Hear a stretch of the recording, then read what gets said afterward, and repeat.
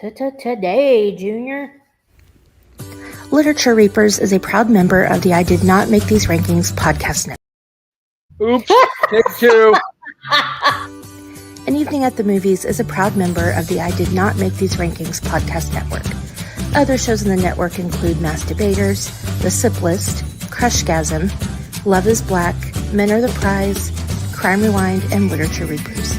You can find out all about our shows and more at idnmtrpodcastnetwork.com. Happy listening. You are now entering the world of a movie review.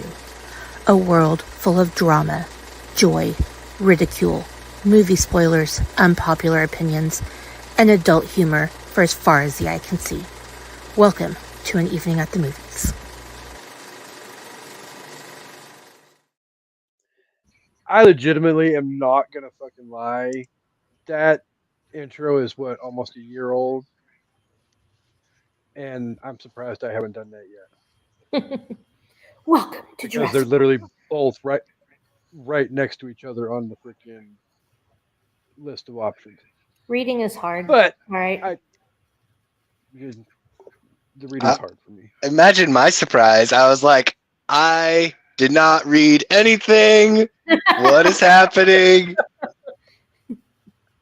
I mean, it is what it is. But for all of you guys who are joining us, welcome back to everybody's favorite movie-based podcast. This is An Evening at the Movies. I am happy to be here. I'm joined by some amazing peoples. But before I talk about the amazing peoples, I need to remind everybody that this is the podcast where stale popcorn, watered down sodas, favorite movies, why we love them, all that jazz. And looky, she wasn't back on camera last week, but she's back on camera this week. Welcome back, co-host. Thanks. I am going to stay on camera, even though I'm really self-conscious right now, but I feel like it's better when we can all see each other's faces. For those that don't know, I'm recovering from surgery. I'm in a wheelchair, and I can get to my makeup, but I don't really want to. So this is me all natural, rosacea and all, but I am happy to be here. And yeah, don't come for my looks in the comments because I ain't scared of you once my ankle heals. Well, I mean, at the end of the day, you can come for her looks in the comments, but Honestly, I don't care. Just understand that two of us on this episode, myself and the one at the bottom of the screen, are already in deep shit with her over this freaking ankle thing. Yeah. You don't want that kind of heat. It's y'all's fault I even have to be on camera like this. I should have at least put some powder on. Shit. Okay. Anyway, continue. Was that a ghost that was just walking behind you? No, it was a Ted Danson cutout. Oh, okay. It was I my, digress. What? it was my cat. Oh, I was gonna say, 'cause I thought you said yesterday that Jeej is out of town again. He is. It's just the cat who made me fall the other night. Little bitch. Anyway. And break the dining room table. Yeah, it's broken. It's not like something came unscrewed. It's like ripped off the base. We're talking like WWE tables, ladders, and chairs. Like, can y'all see? Fuck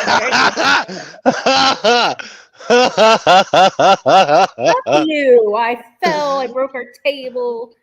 I know it's funny because you just go like this, and there it is, and it's just like it's just like, and you can't do nothing about it, so there it is in all of its fucking just fucked up glory. I can't do shit, and there's beads everywhere because I was making bracelets, and I still had all the boxes were closed, but a couple of them came open, and yeah, there's beads everywhere. That's why the blankets are there. I'm trying to get Pearl not to fuck with all my beads, but yeah. It's a good thing you're in the chair, because otherwise, listen, it's a good thing you're in the chair, because otherwise, you'd slip and fall on a fucking bead. I did fall. No, I mean, like, after the fact, you would now find a bead and slip and fall because of the bead. I've been seeing them everywhere. Anyway, what? Time out. The preceding message is endorsed by only Chancey Greif and not Casey. Yeah. I am not being responsible for any injuries post table Listen, break. if she falls in the wheelchair, that's not on me. No, That is not on any- me. Any subsequent fall or injury after I break this ankle, if it's still from the ankle, is because of you guys. So that fall and my table being broken is because of you guys. I'll be waiting for my check in the mail to replace my dining room table. Any Go ahead subsequent and- effects of the initial broken ankle is because of you guys. I'm still waiting for surgery on my hand, so y'all got a lot more hate to come. Might as well buckle in and get ready. Oh, I'm ready. On that note, we're basically fucked. So, but also we have somebody else with us on the episode who obviously we've been talking to, but we haven't fully introduced. But he is the bearded version of Amanda, who I actually have gotten multiple comments on over the last few days. Since It's fucking glorious. I've probably gotten like 6 or 7 comments about the bearded Amanda introduction on last week's episode. So I didn't Girl hear Casey that says one. hi. I agree. Hi, girl Casey. wow, that normally I'm the first one that says hi. So, but hi, girl Casey. I'm not doing that. Is she showing us her boobs again? I'm ready. I fucking wish. Damn it. Okay, Whoa. Boobies, okay, boobies. hold on. I'm holding you to that. So this is what she did. Hold on. We're live on YouTube right now, so no booby showing. I've seen boobs on YouTube, Okay. but anyway, no, Um, Casey, you hold yourself to the higher standard. You preserve that dignity. I'm here for it. So I feel like it's a good time to introduce Chancey Greif is back with us and let him know that Amanda wants to meet his dog.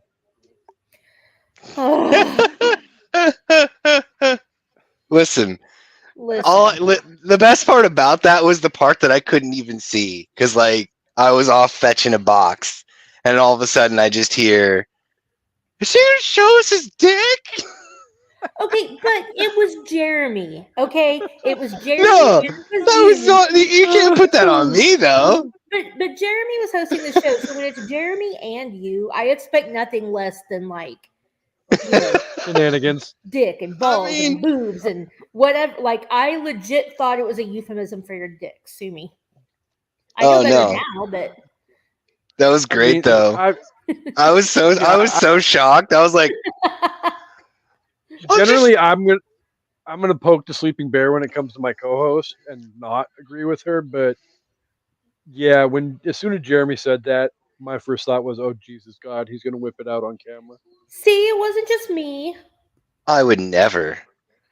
Well, I know would that now, never. but I didn't know that then. I barely knew you. Well, I mean, girl, Casey I just knew might with have- Jeremy, it's no holds barred. So That's valid. thank you.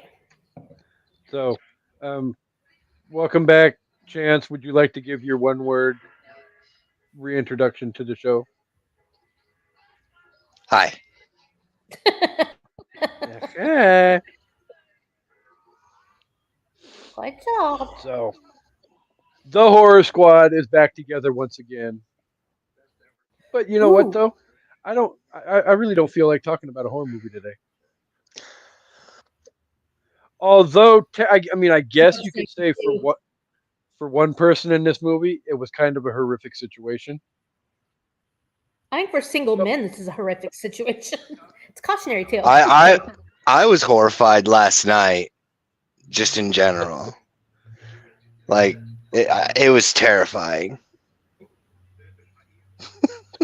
You better not start shitting on this 80s classic because people will come for you, me included. I'm ready for it. I am ready for it. Well, we're gonna get to some fun and games here in a little bit. But Are you ready for it?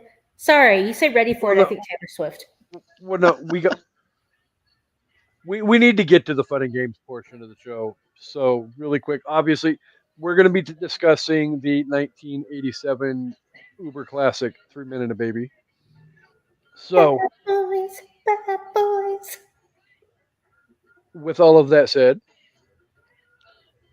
released on November 25th, 1987, was directed by Mr. Spock himself, Leonard Nimoy. Was released by Buena Vista Pictures, had a 11 to $15 million budget, had a $240 million box office, was the number one grossing movie of 1987, beating out Fatal Attraction and Beverly Hills Cop Fairy 2. tale. Uh, very true.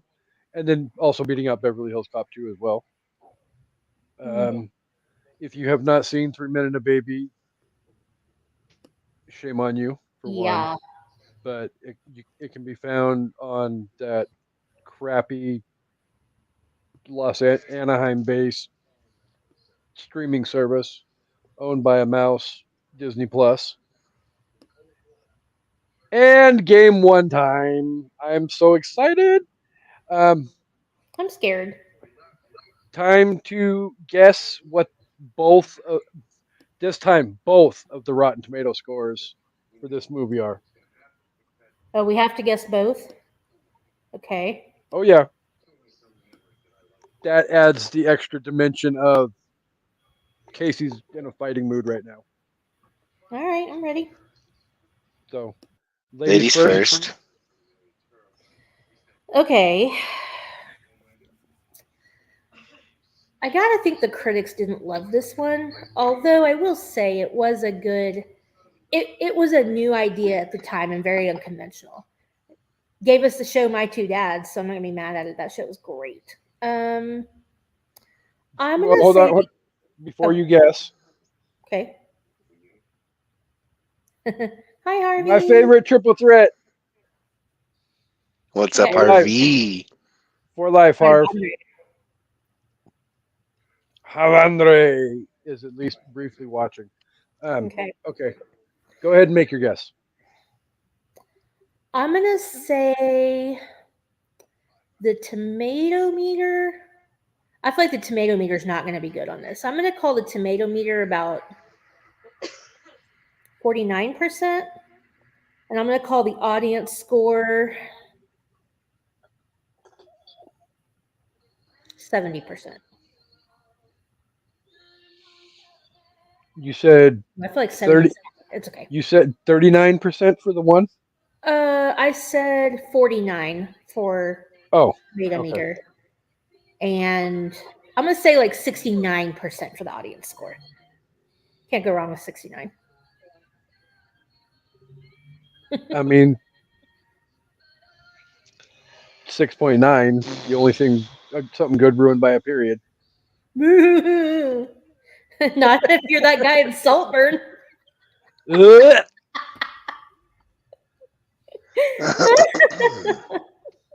Anyway. Chancy, would you like to wager your guess now, please? So Fucking vampires. I'm gonna go in the opposite direction. I'm gonna say that it's like, so she went 69. I'm gonna go lower than that. So for the one, I'm gonna go like 65, 67, somewhere in that area. Pick one. And then like 67. And then for the audience, I'm gonna go like 75. For some reason, I just go one ahead. One of you prices righted the tomato meter. Okay. Okay. The tomato meter is, drum roll please, 67%.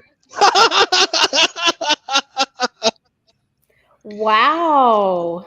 I was gonna leave it as well as it was, and you're like, you better pick one, and I'm like, You have to pick one.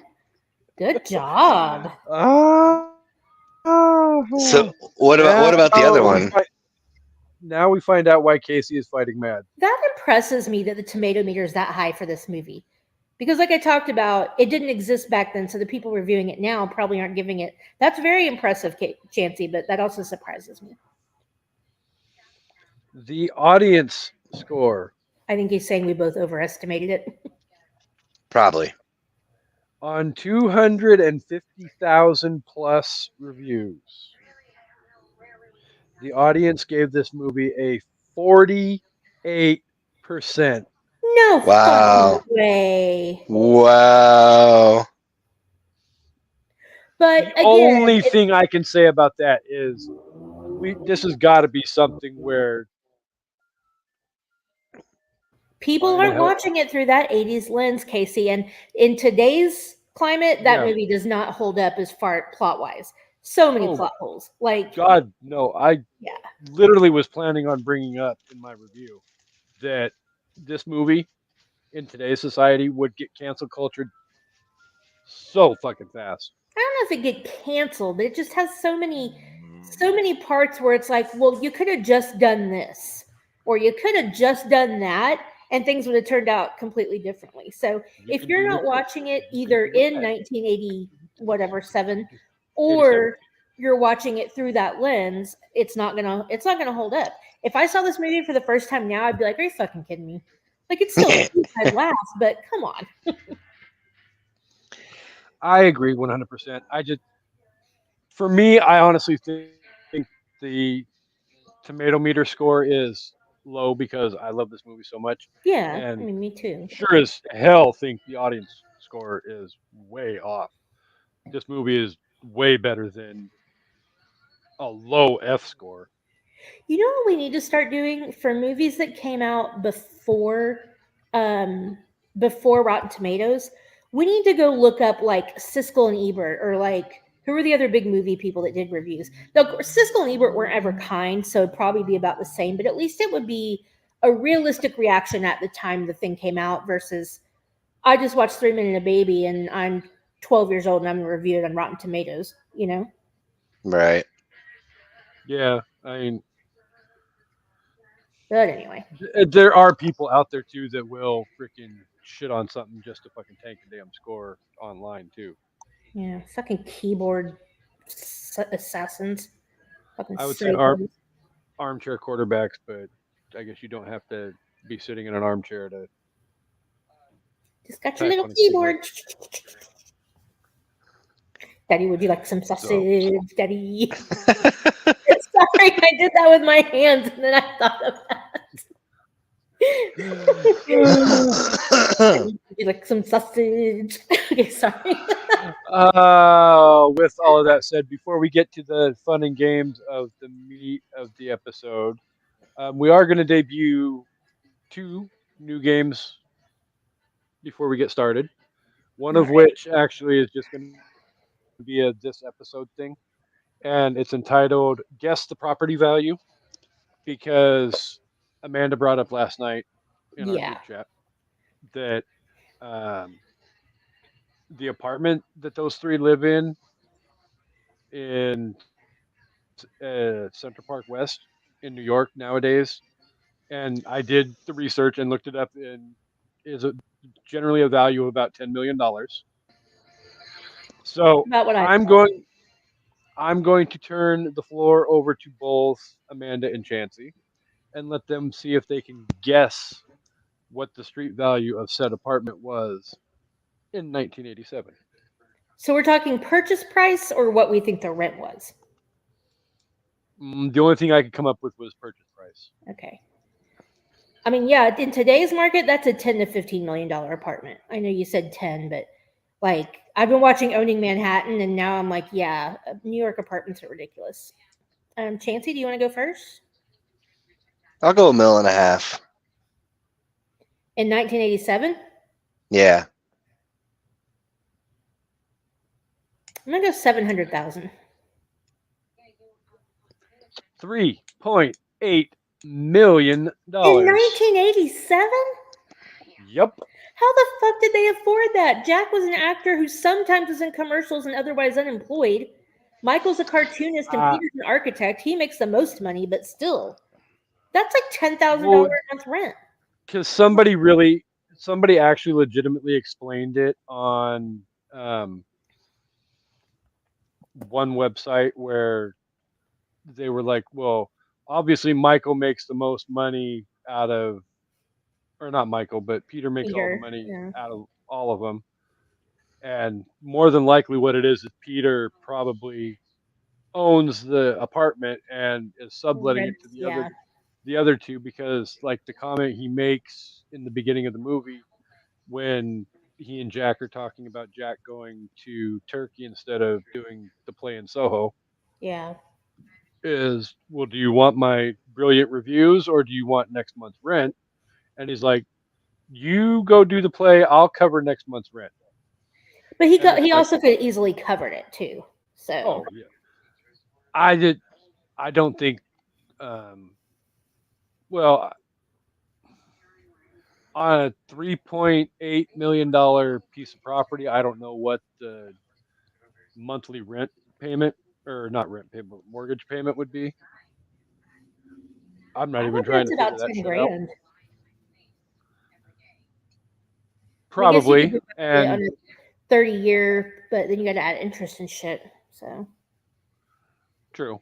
So, but yeah, so $3.8 million. Neither of the two of you guys were close by wow, any stretch of the imagination. no, I just didn't think in the 80s the shit still cost that much. Like I knew stuff cost millions, but I was thinking like Donald Trump's gold apartment cost a couple mil, not their apartment. I would have thought a mil tops. So wow, okay, No, and I found it kind of disbelievable that it would be that expensive, but then I double checked with like some inflation type websites, and it came out to No, roughly within it definitely a, tracks. yeah, it does. yeah, it literally like within a few $1,000s, depending upon the calculator that you use. So Yeah. it's in that $3.8 million window. So Damn, next new game, pictures and lucrative in New York City. we can also blame this one on Amanda as well, and the fact that she was watching bad, creepy thrillers before we went live. Oh, I But recommend it, by the way. Sorry. It's from 2012. It's old, but it was fucked up and I enjoyed it. So y'all need to watch it. It was on Hulu. okay, Okay. so we're going to play a game called Would You Rather, and each week we're going to do Would You Rather. It's going to be specifically centered around the movie that we're discussing. So we're going to do 3 to 5 questions each week, and Amanda and Chansey, or Amanda or whoever's here, will get the choice of option A or option B. So with this week, we're going to do 3 Men and a Baby. Would you rather? So, question number 1. We'll start with Amanda this time, and Chance, you'll get to start first on the next question. Would you like to create a comic strip or act on stage? Oh, act on stage. I can't draw for shit and I've acted on stage before. So that one was easy. Chancey Grive? I mean, I'm indifferent. I would probably go with the comic strip. I can't draw to save my life either, but if they fucking paid me and signed on for it as it was, then they're gonna get what they fucking get, and I'm gonna get paid. So that's the path of least resistance for me. Fucking, they get stick figures, and that's fucking it. Right? I was gonna say Chancey Grife will be the first person to become world famous for drawing a stick figure comic strip. All right. So, next question. Chancey, you get to go first. Act in TV commercials or star in a low budget movie filmed in Turkey?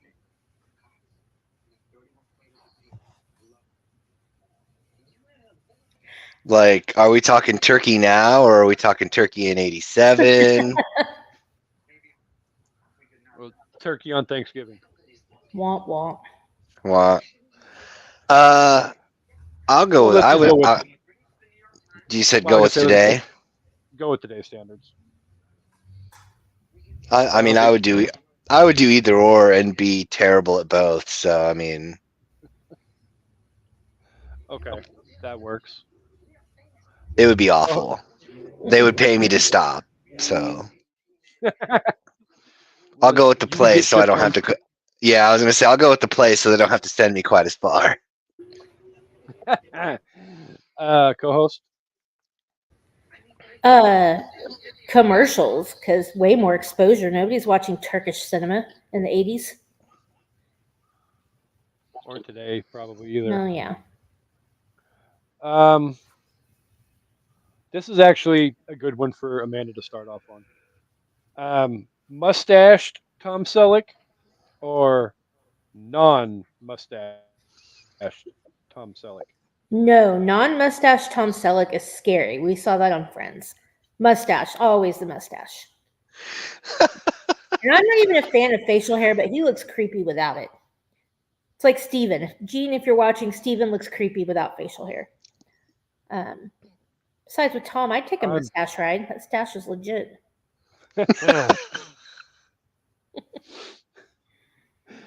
Chancey, do you have a preference, or are you indifferent for this one as well? I mean, I'm fairly indifferent, but I would also go as far as to say the only Tom Selleck I've ever really known was the one with the mustache. So I mean, Because he looks Mine- creepy without it. don't Yeah, strike I mean- me as a Friends watcher.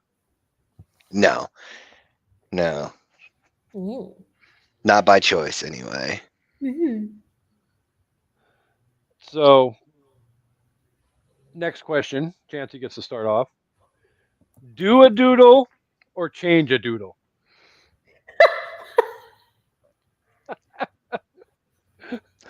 I'm gonna. I mean, I would I was- almost pay to watch Chancey change a damn dirty diaper. Yeah.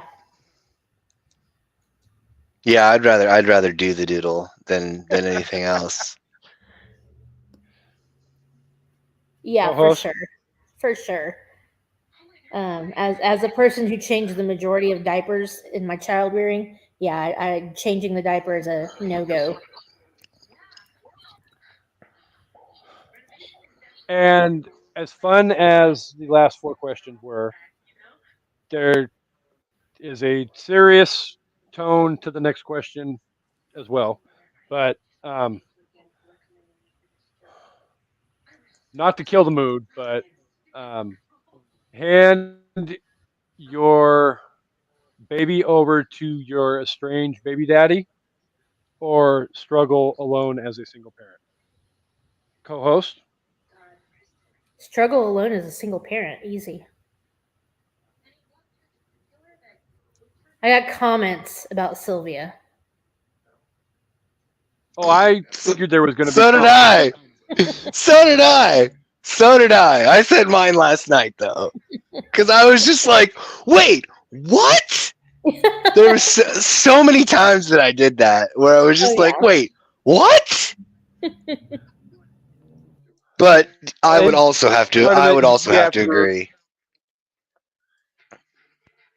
I would agree as well. See, and we also have to remember, most of us, that Chancey Greif, when this movie came out, was only like 2 years old. Yeah, I was gonna say, depending on. Yeah, it was autumn, so yeah, I was 2. So This was a staple of my childhood. I mean, I watched it in the 90s and stuff, but I mean, it had been a couple decades since I had last seen it, so I was watching it. Leave it to me to call. That was my dad. He called twice, so I was like, I better answer it. What if there's an emergency? Well, I mean, at our parents' age, you never know. You never know. No disrespect intended to your father. Okay. So You know he was in the military, right? You know he like worked for the DOD, right? He can kill you with his thumb. Okay. I know we're still waiting for him to make his debut on an evening. I know. That's my fault. Totally my fault. So, that was lots of fun. Co-host, would you? Oh shit, your dad's chiming in again. I just wanted to be special. Your dad is special. I Yep, like the yep. fact that your dad is very loyal with checking us out whenever we go live. So Yes. we Once definitely want calls 100% interrupt appreciate it, then he's like, okay. it. So, are you ready to try and beat the clock on a 90-second beat the clock challenge, co-host? I mean, yeah, I don't think Even it's going to be that even hard. even though I basically gave you the ammunition last night. Oh, I don't remember. Okay. Are you ready? I will be in about Damn it! two sec. Your damn house and the fucking street racers. I'm ready when you are. All 1, 2, 3, go. Okay. New York City roommates Peter, Michael, and Jack are all successful and happily unmarried. But Peter and Michael get the surprise of a lifetime when a young woman abandons an infant in front of their loft. They also receive a letter stating that the child, named Mary, belongs to Jack, but he's away on business. Michael and Peter are then forced to care for Mary, and though they make hopeless babysitters, they soon become quite attached to the girl. They change her diapers, she changes their lives. That last one was just me. 32 seconds. I never even get close. It's fine. No, like I said last night, and you probably forgot. This movie literally is 3 horny bachelors get a baby dumped in their laps, and shenanigans ensue. And then they use the baby to pick up chicks. It's a whole thing. I like I there's some problematic aspects to the movie, but you know, So many I problems. digress. So many problems. So all that is well, I mean, A puppy or a baby, you're in. exactly. So, In like Flynn. all right. I feel like Chancey's chomping at the bit here. After that, Oh, you guys. so I was gonna many say. problems. Well, y'all probably want to get through your portions before you let me off the chain. Okay, well then, let's go back and properly get the what Amanda and I like about the movie out of the way first, Okay. because there's so much fun about this movie to begin with, and it is a quintessential '80s comedy. But co-host, what was it that drew you in about this movie? I mean, I think even in today's climate, there is nothing funnier than a couple of people who don't have any idea what to do with a baby. Watch them try to do what to do with a baby. That did not, you know what I mean? Wow. Inexperienced baby people, it's fun. I am so sorry, you guys. You're You good. dump a baby on a couple of unsuspecting bachelors, and it's like, now, granted, so many child safety issues in this movie. So many, but we'll get there. So many. But yeah, I mean, it's a comedy that obviously I think was geared towards women because our uteruses skip a beat when we see a guy with a baby. But it was funny. I thought the comedy was really good. The timing was good. It was a cute plot line. Like it wasn't like anything we had seen before, at least not to my knowledge. But I mean, it's just really fun. There are problems with it, but overall, this movie is just a fun ride, and I love it. And Tom Selleck and Steve Guttenberg and Ted Danson's kind of cute, but yeah, Tom and Steve, yeah, you had me at that. Plus, that baby's fucking adorable. So yeah. Yeah, I mean, she really Why does is. everybody want to hold this baby? Because it's a baby, and babies are cute. You psycho. I'll wait. I remember seeing this movie in the movie theater, Oh, wow. and the inappropriateness of this movie oh my god, was so fucking hilarious.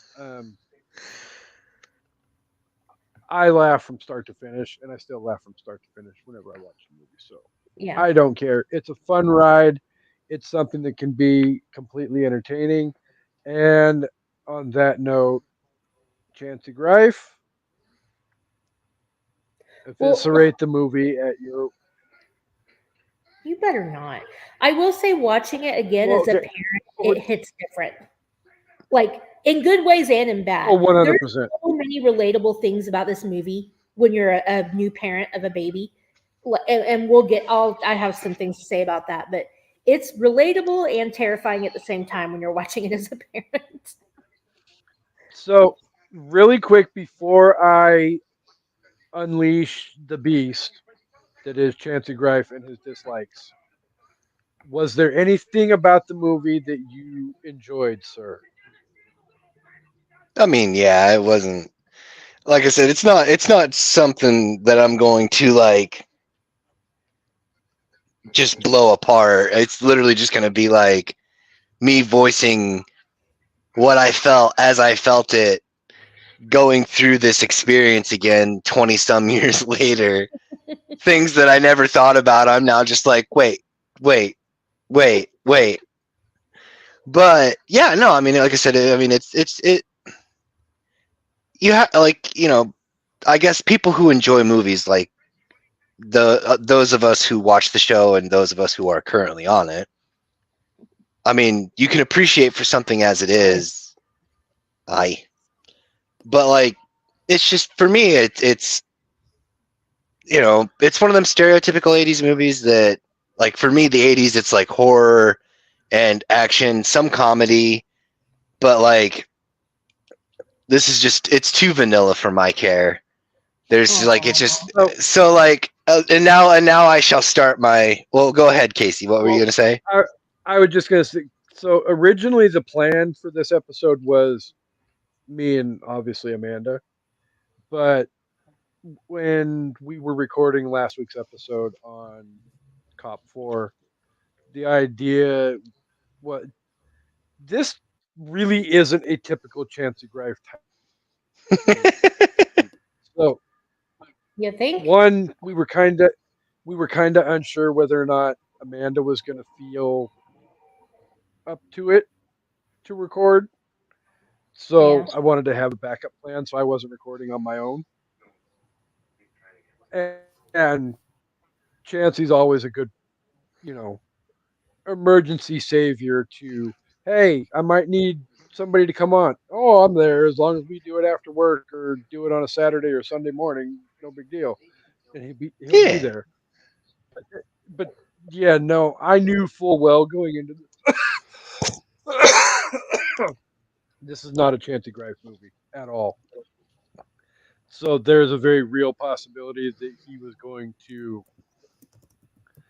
have some quote unquote negative comments or what the fuck comments. Probably more so than he had last week during Beverly Hills Cop 4 when he talked about how much he hates Judge Reinhold. I didn't say that per se. I felt like Don Corleone. I was like, look what they done to my boy. Look how they massacred my boy. But like, it's a good way to break Amanda down so that she can laugh and not keep mean mugging you like she was.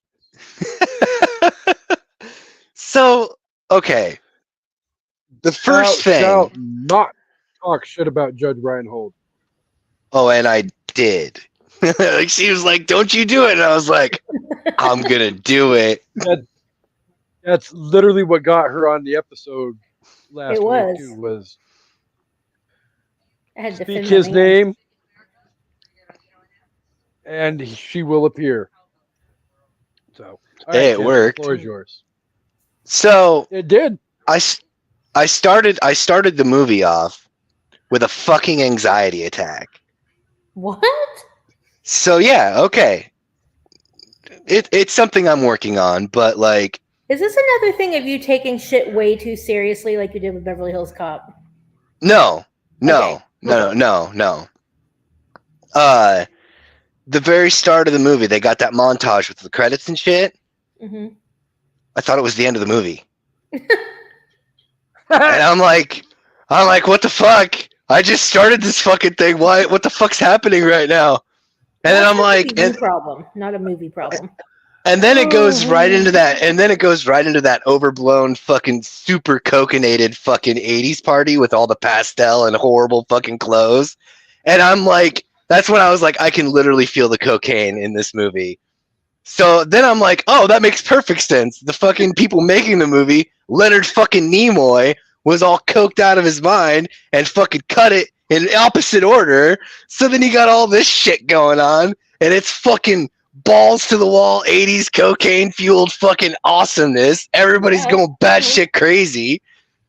But like, and then that like mellow to me. for the 80s, I suppose, yeah. For the 80s, I suppose, yeah. But like, I mean, I then was always curious what you meant last night when you said you could feel the cocaine coursing through your veins. That wasn't Well, a no. dark party. That wasn't a less than zero party. Yeah, I mean, everybody was like, fucking. I'm like, Jesus fucking Christ, you guys. Take it. I was like, take it. Oh, wait, no, it's the late 80s. Everybody's all lit up on cocaine. That makes sense. As you were. I'm sorry. Well, I mean, But, like, they were all doing the conga. yeah, they were doing something. But, so, like, then like I got that sorted out, and I was like, oh, okay. Got back into watching the movie. And then it's like, wait, where the fuck are they again? Oh, yeah, they're in New York fucking City. Wait, who's fucking leaving?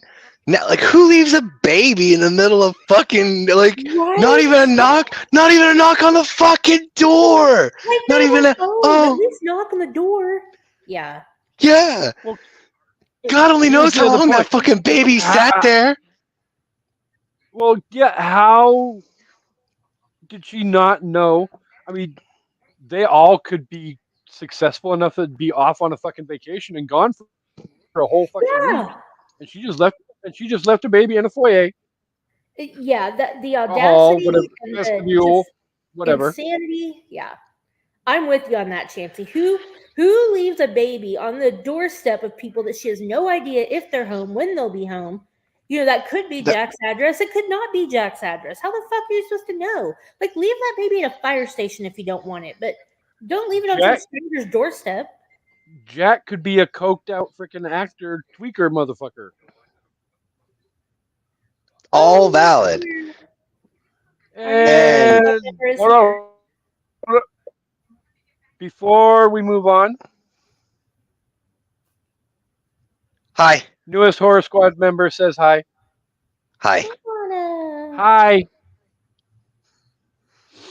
Yeah. And then, Yeah, Go when ahead. she comes back later, I'm like, no, you ditched your baby on a doorstep. No, you are not touching that child ever again, bitch. that was exactly why I said precisely what I said when I said it. Because when she came back and they're all like, "Boop, boop, I suppose let's just go ahead and give up the fucking Yeah. baby." That's why I was like, Why didn't what Jack in- fight for her? Come on, what Jack. in the it's like, what in the adventures of fucking postpartum psychosis is happening right now? Okay, 'Cause, like- no uterus, no I opinion. mean, I get the whole. Technically, Michael and Peter can't do or say anything. It's not Right. their kid, but at the same time, they can still advocate for that child. Right? They should have fucking literally pulled Jack aside and said, "Pull your head out of your ass, and don't let her take your freaking daughter from you. That's your daughter too." Yeah, that's Or at also least, something you know- that's overlook. We're just not supposed to think about that stuff when we watch this. Oh no, I mean it Oh, makes that for is the emotional, climax and conclusion of the movie that we get. Well, but then in the second So- one, when she's like, I'm moving to London and marrying this guy and I'm taking Mary, and Jack didn't even put up a fight. Like, I know that's not what movie we're talking about, but like, fuck, dude, grow a pair. You've been raising that kid for 5 years and you're just going to let her take the kid to Yeah. England and not say anything? Twice? Dumbass. Well, and that's part of the reason why Peter makes a better father for Mary than Jack ever did. So Oh, I think Jack makes a Thank good. God. well, Jack makes a good best friend. He's the cutest with her. Jack is the cutest with her. Like Well, on her level, being especially- cute with a baby. especially in the second movie. Well, yeah, especially but even in the first second one, movie he's just like doing funny voices and trying to make her laugh, and taking her in the shower, which was a little creepy, but also I've done that with my baby. I've taken a bath with my baby a million times. So I'm not one of my favorite moments between him and Mary in the movie is when he puts the diaper over his arm, and he's all acting like the French waiter. the French waiter. We have the bottle, so in a bottle surrounded by a rubber nipple. He's the fun dad. And Oh, yes. I'm steady just sitting here thinking like nobody should have been allowed. Well, actually, no, that's not true. Fucking maybe Tom Selleck. He probably should have been in charge, at least with like custody of the child, because whose fucking bright idea is it to use this poor child as a diversion to dress up as a pregnant woman to go on a goddamn drug deal that you're trying to get caught up in some cop shit? I could not believe they took the baby on the drug deal. Fuck, exactly. You Like- have a lady that's offered to babysit anytime. Like, leave her with Mrs. Hathaway. Don't take your baby on a drug deal. Fuck. I guess the Wee. the only thing that I would say to defend anybody about that particular situation is the last time they had her watch the baby, they came in and raided the house and like tied the poor woman up, and then I mean, that's Yeah. fair, but you still don't take a baby on a drug deal. absolutely, I completely agree. Never mind the fact that when she comes back and takes the baby, and they go to try and meet her at the airport, they get into that scuffle with TSA. Never would happen. They would have shot him with a taser gun, and he would have been on the 5 o'clock news. It was the 80s. I understand They didn't that. have TSA. I- They didn't have TSA back then. Pre 9/11 air travel was bananas. You could run all the Oh, way to the airport to meet somebody at the gate. Oh, I remember. I got there. I went through just in the nick of time, basically. But I mean, they still had security, and the way he was talking to them folks, they went nah. Any stereotypical New Yorker from an '80s film would have probably clubbed him, and then it'd have been like, okay, well, we got this guy, we got this fucking asshole, fucking, and then they would put him on the news. Yeah. But still, like all these things, so many things, and it's just like it's so much that just like not so much wouldn't fly today, because obviously there's a lot of stuff that wouldn't fly today. But if you really think about it, if people are seriously paying attention, that wouldn't have flown in the 80s either. Haven't you seen Raising Arizona? That's in Arizona. That's not New York City. The only thing you couldn't do in the 80s and even into the 90s was kill the kids in movies, unless it held a very specific purpose. Like nowadays, it's a free for all, but back then you could, do whatever you wanted with a baby as long as nobody actually hurt it and, they acted like they were taking care of it. And everybody wants to hold this baby. Nowadays, nobody lets anybody just randomly asks. Nobody's going to let them hold their baby. That's not a thing anymore. Yeah, And I don't know if babies that's were just passed around in the 80s. Yeah, right? That's why I was like, why does everybody want to hold this fucking baby? 'Cause she's That's like that- adorable. Well, I don't care. I would have been like, no, get away from the baby. Yeah. Technically, Peter does grow a brainstem after the first time when he's like, let the fucking DEA cop Yeah. hold the baby. After, He's like, Michael puts the drugs in the diaper. So, There's I mean, a quarter he million does, dollars in heroin in the diaper pail, and the baby wipes are in the cabinet. yeah. Nobody will look for it That was a there. great line. Right? I mean, that part also is just a whole bunch of crazy too, because like the first thing that was a dead giveaway for me was when Tom Selleck goes, "Yeah, come on in," and the cop's like, "No," the horse cop's like, "No, I'll just wait at the door." Yeah, okay, guy. The fucking cop's gonna honor your constitutional rights when you give him permission to come into the fucking house. He's I been don't walking think through there. He's get paid as much. Uh, I know He's they're not still a paying him. beat. I mean, he's still a beat cop. That's It's true. it, That's true. and he got permission to enter the premises. You mean to tell me they're not gonna take the opportunity when it's given to him? He Nah, also didn't think anything was wrong. I mean, look at Tom Selleck, you look at that building, you look at that apartment, and you're like, yeah, there's nothing wrong with these people. They don't know they I have don't know. $100 million of heroin in their baby's diaper. They didn't even hardly knew it at the time. They barely he's knew it. running, He trips and the box breaks, and he's like, oh my god. Right in the lobby.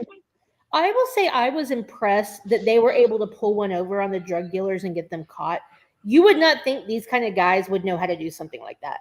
I was actually impressed by their skill of getting rid of the drugs, getting arrested and getting the bad guys caught. But that's also something that would have never flown today either. They would have hemmed everybody up, and then they would have been like, everybody's going to jail, and we're going downtown long enough to get this shit sorted the fuck out. And the whole crime scene. And if Tom Selleck could get in touch with his high-priced fucking attorney at that time of night, maybe they would have been out by morning. Maybe. But like, you know, like no, like oh, I know where you live. I'll come by and get your statement later. What? But I am not surprised that the architectural engineer was, you know, at least clever enough to come up with an idea. Yeah. If anybody could do it, he's the MacGyver, right? And yeah, but that like the whole interaction with the cops and all the stuff. And it really, the one thing that got me the most was everybody wanting to manhandle the baby, like, and everybody's like, "It's a baby." It's like, yeah, it's a fucking. Why is that the first thing everybody says? Of course, it's a baby. Yeah, I know, right? Of course, it's a fucking baby. Look at it. In the trunk. And he's like, "What am I doing? I can't put a baby in a trunk." Yeah, no shit. Listen, that's another thing I got cause for pause on. Any trashy drug dealer totally would have put that kid in the fucking trunk. All right, they would have been like, all right, let's get the fuck out of here. Okay, but they'd have probably left it on the sidewalk. They would have went through to grab the formula or what they thought had their drugs in it, and they'd have left the basket on the side and been like, all right. This was the 80s. It was the Upper West Side. This was not Brooklyn. These are not Brooklyn drug dealers. These are people on the Upper West Side. They're classier. Classier, my ass. These two fucking drug dealers are morons. Oh yeah, they're dumb. That's partially why I make that argument. But they're dumb, but they're sensitive. They know not to put a baby in a trunk. They're not hard. They're not Jersey hard. Sopranos. They're not Jersey hard. That's valid as well. But let's go meet up with these people on the 15th floor of a freaking half-built skyscraper and get our drugs back. I mean, how else are you going to get out of it? You have to go on the damn elevator to get down. And the easiest thing to do to confine you, turn the fucking power off to the damn elevator. I wouldn't have thought of that. I mean, that they thought these guys were drug dealers. They didn't know these guys were trying to like set them up. I mean, they also thought they had the upper hand. That's true. They did. But they didn't. Not when you got like, Jack coming out dressed as a pregnant lady. It's not like you guys are, professionals either. Valid. As he so lovingly says before he goes to get on the fucking elevator of death and. All right. Well, so Chancey, is that all of your qualms, or you got more? That's basically it. I tired myself out.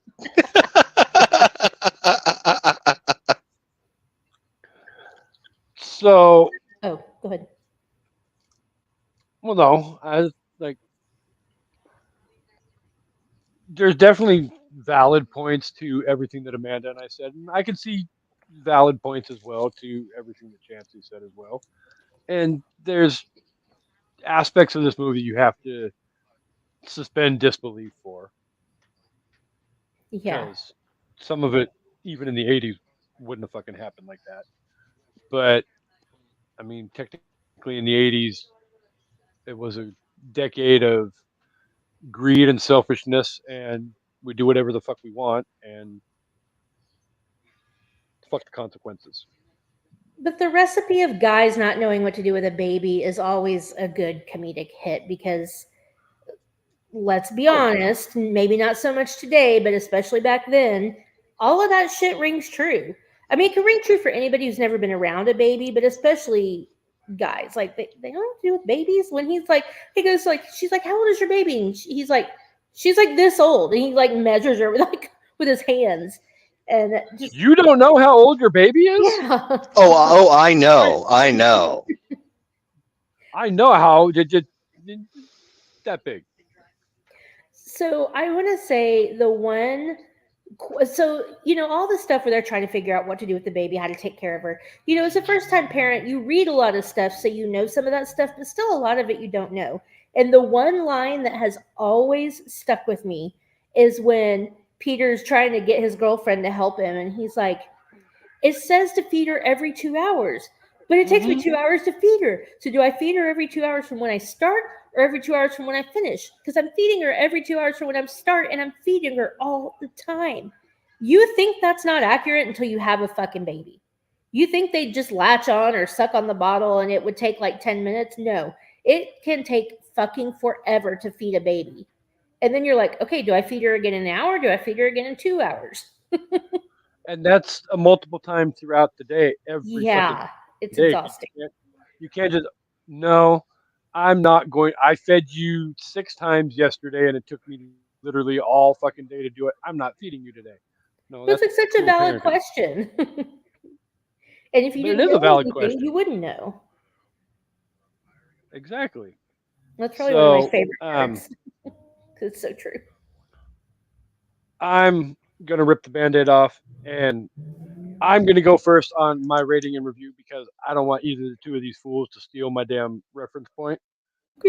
But I love this movie. It's funny. It's simple. It's the basic recipe for an awesomely funny movie. I think it was well written. I think Nimoy did a great job directing.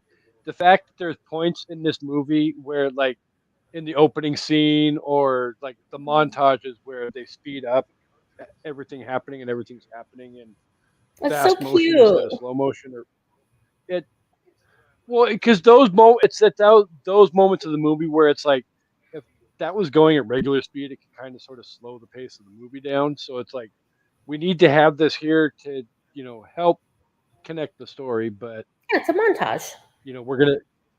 we're gonna speed along so that we can get back to the good stuff. So the fact that they use that 2 or 3 times throughout the movie, I really enjoyed.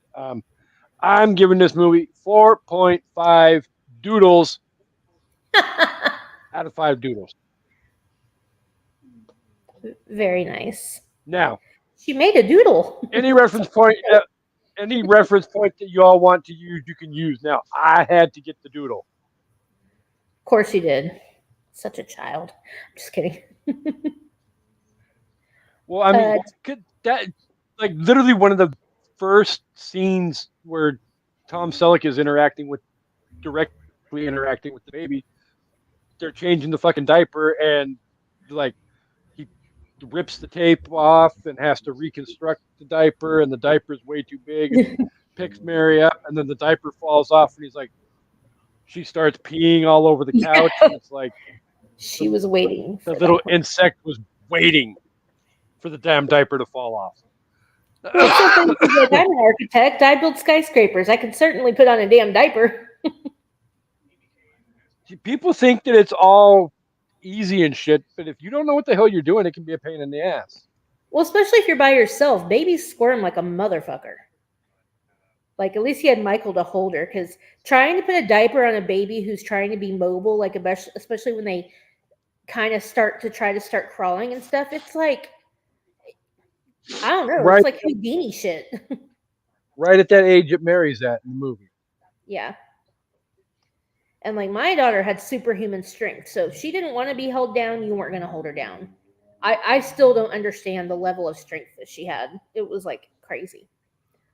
Chancey, why don't you go next so I can end it on a positive note? Okay. I'll just go with a rating. I'm gonna go with fucking 3 Coke starched fucking pastel shirts out of 5. Wow. So I could definitely see how Chancey said he might go with something obvious. It was But heroin, you know. It wasn't Coke. It was heroin. Listen, I've seen people on the side of the fucking sidewalk all laced out on heroin. They don't move that fast, all right? Okay. They Y'all got correct that me, they got that slow motion. That's nah, they're not doing that fucking pastel. Oh, shirts, not shorts. Sorry, Loana. Shirts. Pastel shirts. When y'all corrected me on the heroin versus cocaine last night, I was like, I don't know all my drugs. Sorry. It reminded me of Friends where Rachel's trying to get an annulment. you said illegal narcotics. And yeah, anyway. And Rachel's like, yeah, he does intravenous drugs? Yes, heroin and crack. And Ross is like, crack isn't even even an intravenous drug. And she's like, well, you would know. Yeah, I don't know what drugs are what. I didn't know heroin came in dime bags like Coke. So you learn something new every day. Right?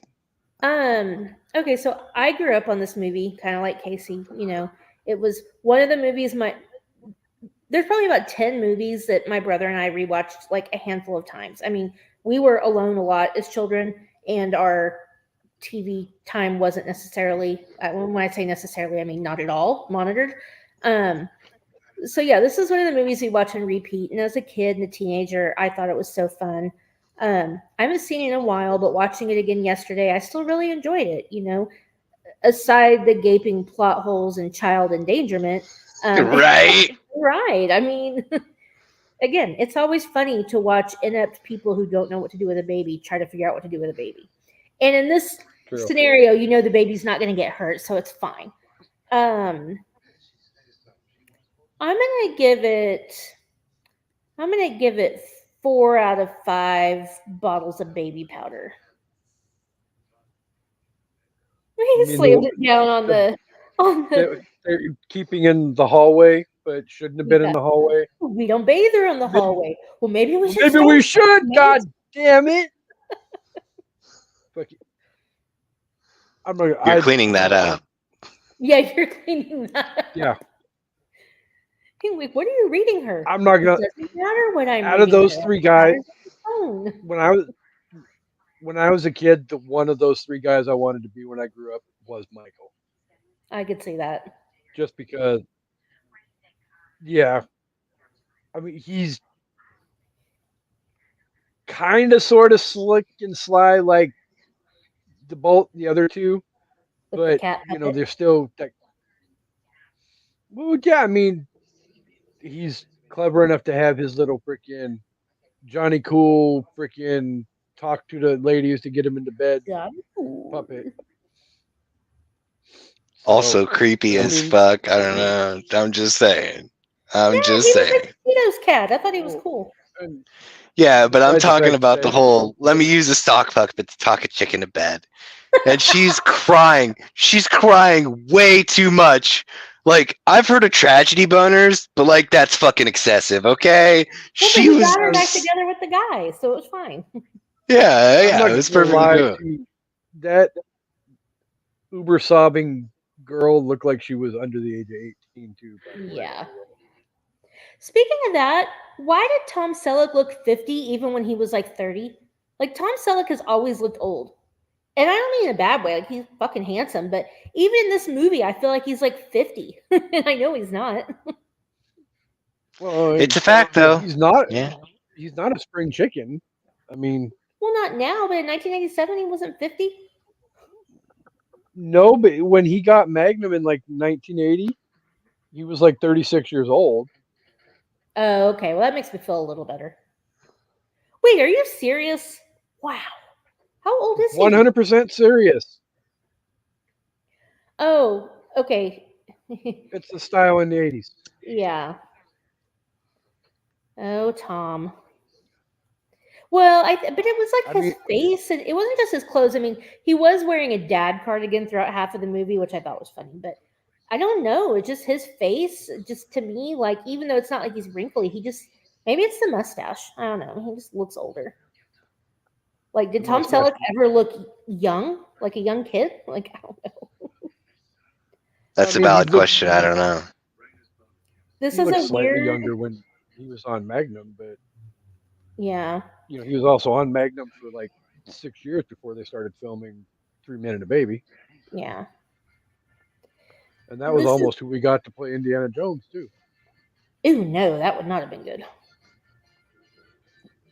I could have seen him on, even though he was on Magnum. I could have seen him on Miami Vice. That could have been a good look for him. I So mean, they could have done a crossover. this is a weird segue. I think they were on different networks. Oh, sorry. Go ahead. This is a No, weird I'm done. segue, and I didn't know if you were going to bring it up or not. But since we're coming to the close of this, before we like close out the episode, for people that don't know, Shelley Duvall passed away today, at the age of 75. So we got to say R.I.P. to one of our horror queens, and fuck you, Stanley Kubrick, for what you did to her. Thought she was a great Wendy Torrance and olive oil. So And her 18-inch long cigarette ash. yes. That may be the longest ash that has ever stayed put on a cigarette in film history. We need to look that up. I think that they use something to spray and keep it held together. Oh, really? No, I'm just saying, like, that's my theory.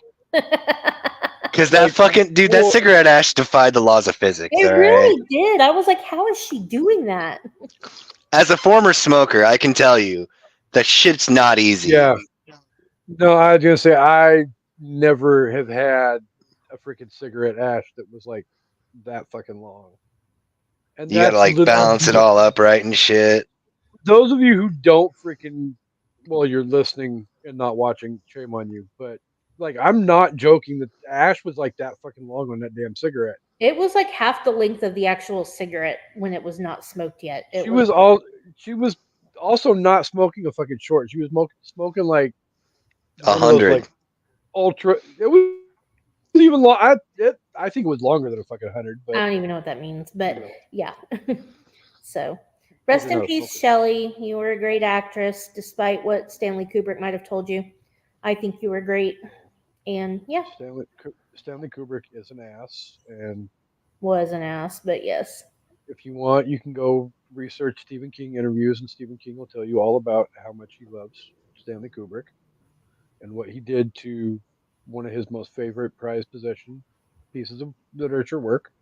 Well, but we're talking about Shelley, so look up what he did to Shelley. I mean, I guess it worked because Oh. he got that performance, but he traumatized the hell out of her to get that performance. Oh, even as recently as like around the same time that Doctor Sleep came out, what, 5 years ago, I think, whatever it was, that she sat down and did interviews where she talked about the horrific trauma of Kubrick and all the verbal abuse and pushing and all of that he put her through.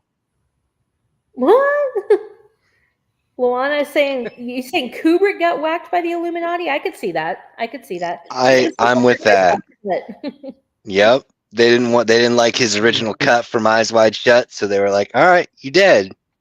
like we And can't then he have you died. exposing us with your artsy fartsy movie. I mean, at the Right. end of the day, it wasn't very long after Eyes Wide Shut came out that he It was No, it was became no, not it was more. he was dead before they released the movie because they recut the Oh, movie yeah. after they recut the movie after he died because like I said, the original Oh, yeah. cut of the movie probably gave away all the tea, and then they were like, wait, let's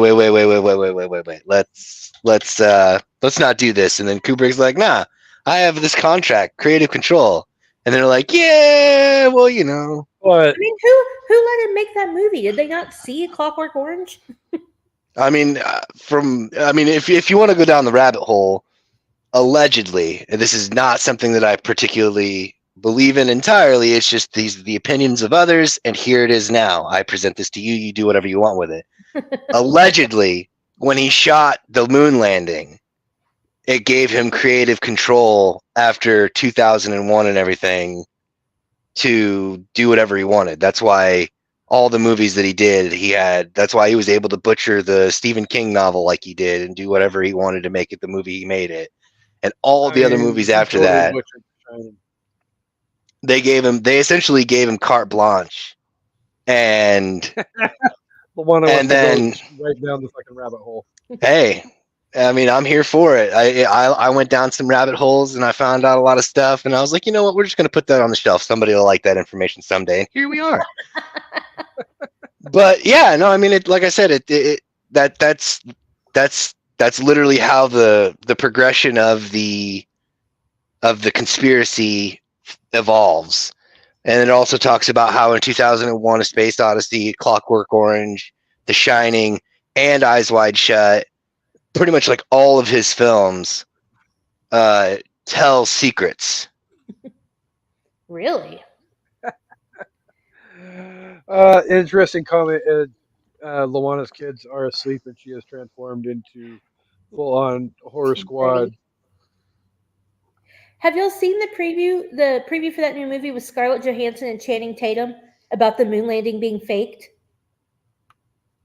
It looks really fun. It's like them showing them filming the moon landing, like on a set and stuff like that. It's crazy. I mean, that kind of plays into the whole theory about Kubrick shooting the moon landing and stuff. Yeah. I think the premise of the movie is that they're trying to film it to have for backup in case was yeah. So it's not like saying the moon landing was fake. It's them having a backup in case it doesn't work out. They can still show people something. But I mean, they couldn't possibly tell the truth if that was actually what had initially happened. So I mean, obviously they got to make it like a little. Well, it's more for a backup. See, you can see the strings, people. Just kidding. Hey, whatever you do, don't look up the Sea Rock. All right, then that's a whole crazy rabbit hole. No, listen, like now I have to because you said that. I can break it down for you. It's real simple, and you don't have to waste your time. Essentially, there's like a picture from the shot that's supposed to be on the moon, but on one of the rocks that's in the shot, there is a letter C in Sharpie, and it's often used on props to be like where it's supposed to be located in the shot. It's just the problem is that before they started filming, allegedly, it wasn't turned, so it wasn't facing the camera. But that's not how they mark props and places. But that's the argument, is that since it was faked, then that's their proof positive. Dude, Loana's all right by me. That's awesome. She's ready for all the rabbit holes. Oh, dude, I got crazy conspiracies for days. You think Tupac's still alive? Nah. I don't either. Well, I mean, yeah. We'll save that one for a rainy day.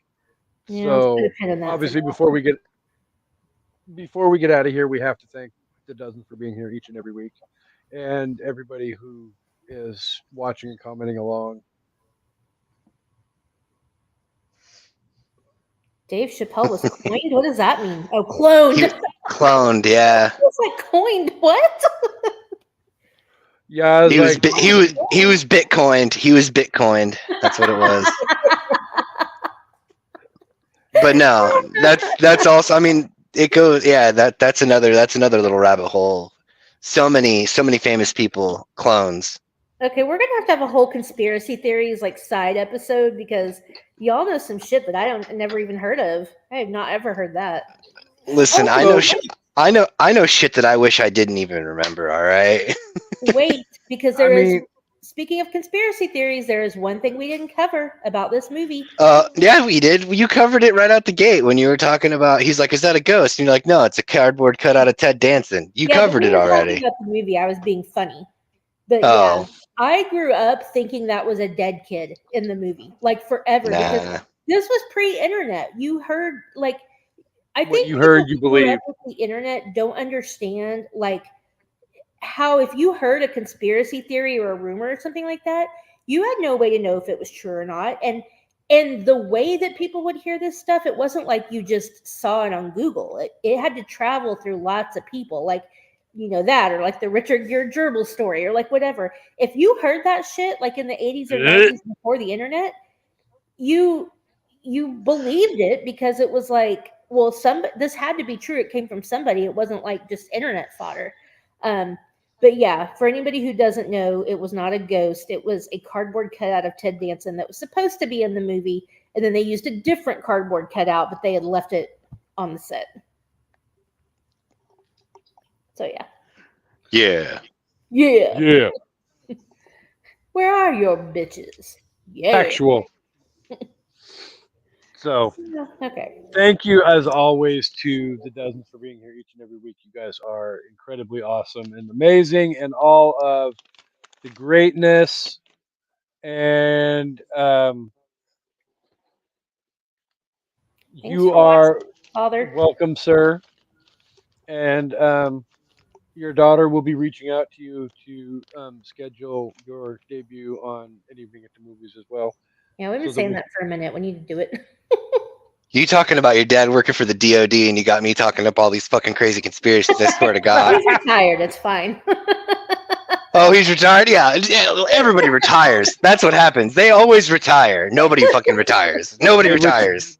They retire to a farm out in the country where they end up 6 feet underground pushing up daisies. I'm literally reading a book right now about a dude who was running and gunning in his 70s in the middle of the Middle East looking for terrorists. All right. Then nobody retires. He's retired. He drinks his coffee by the pool every day now. It's fine. Nice. Thanks, Luana. She said good show. Thank you. Great to have you on. I'm glad my drivel could entertain. Well, I mean, at the end of the day, are we surprised? I mean, I would hope not at this Your point. episodes I don't know. your I don't know. your episodes do great numbers anyway. So I don't get that, but I'm stoked for it though. Like I'm super stoked about it. if people are entertained by the meltdowns, then the meltdowns have to stay. Well, yeah, for sure. I couldn't not. Literally, the meltdown started in your first episode, and they pretty much been in every damn appearance since then. In some form or fashion, you are correct.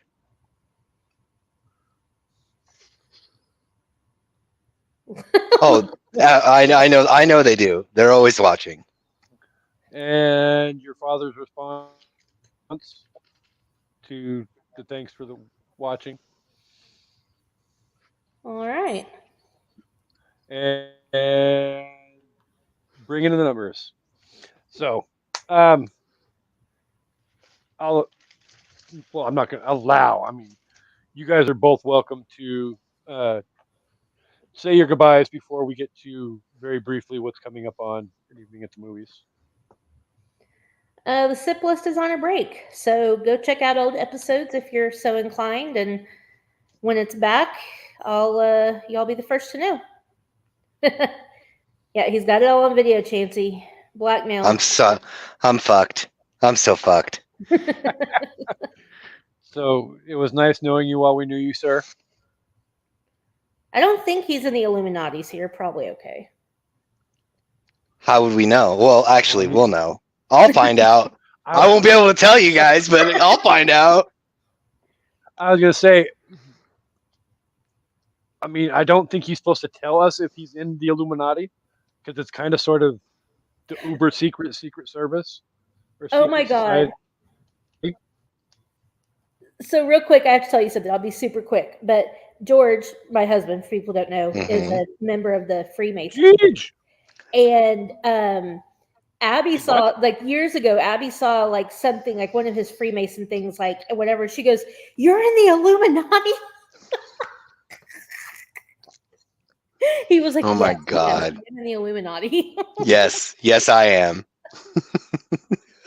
Well, I mean, at the end of the, it is what it is. She believed it. Chance, where can the listeners find you guys or you on On social medias? on Instagram and TikTok, it's the Red Eye Roundtable.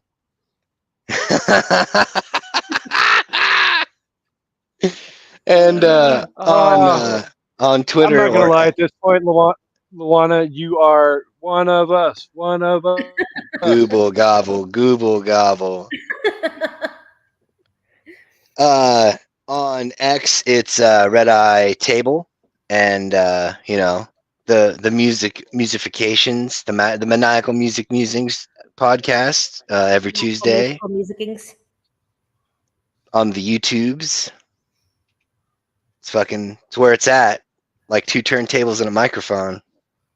Where it's at. Well, and the beautiful thing about the maniacal music musifications is the fact that the host can bring whatever the hell he wants to the table, and literally Chansey will have a meltdown for the entire fucking episode and prove to Jeremy why he's fucking wrong. You guys go off the wall on that show. It's crazy. A moron. I try. I'm just a florist. Fancy, my dad's just a florist. He's like that florist in the town. He's just a florist.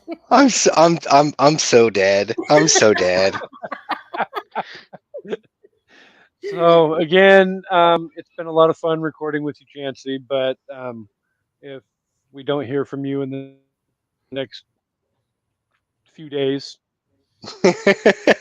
I got. peace be with you, sir. Fair enough. So, If you fall in accident, far be it from me to say you shouldn't, since you jinxed me with an accident that I'm still recovering from. I know you got her dad coming after you now. So Hey, happens I to mean, get me to break my bones. Break your bones. nobody makes me bleed my own blood. Nobody makes me bleed my own blood. Sorry, Casey. So really quick before Amanda signs off for the night, next week we have our crossover episode with Literature Reapers. Literature Reapers is back next week. We'll be discussing the Ballad of Songbirds and Snakes on both shows, book and movie. So tune in for that. The week after that, the Horror Squad will be back, and we'll be OGing it up with the original Friday the 13th. Next month, we will do Amanda Suggested Animation Month, and we're going to be having an awesome guest from the I Did Not Make These Rankings Podcast Network. Miss Kendra from Crushgasm will be here. And then, obviously, for those of you who have been here for the last 3.5 years, you know what September and October is. It's Stephen King Birthday Bonanza Month and Halloween Horror Fest 2024. So stay tuned to find out what all is coming up during both of those months as well. And with all of that, Amanda, the floor is yours. Take us home. All right, everyone. Thanks for watching, listening to my road noise, and listening to us talk. Everybody, get your last good look at Chansey for a minute. He's probably going to go on an extended vacation. An unknown unnamed black site. If you see an unmarked SUV to come get you, don't get in, or a white van. Anyway, coming at you live from Guantanamo Bay. Thanks everyone for watching. Casey's asleep. We hope you all come back for an evening at the movies. Goodbye. Peace and hair grease. Bye.